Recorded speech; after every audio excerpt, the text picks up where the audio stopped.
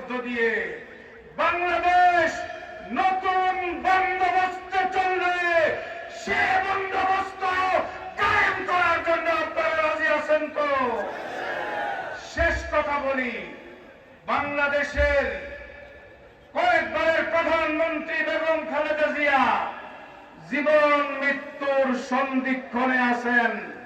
আমরা জানতে পারি না সাধারণ মানুষ তিনি কেমন আছেন, কোথায় আছেন, কিভাবে আছেন।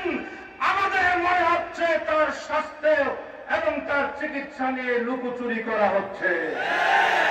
পরিষ্কার আমরা বলতে চাই, বেগম খালেদা জিয়া বিএনপির একক সম্পদ নন।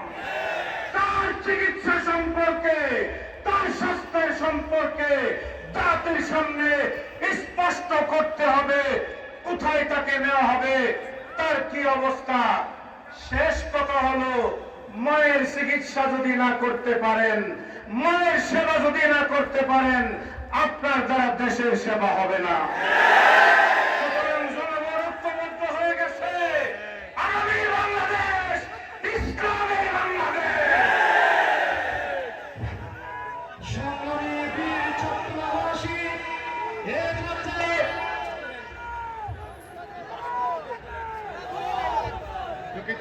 সংগ্রামী বন্ধুগণ, এখন বক্তব্য পেশ করার জন্য বিনীতভাবে অনুরোধ জানাচ্ছি আতিকুর রহমান।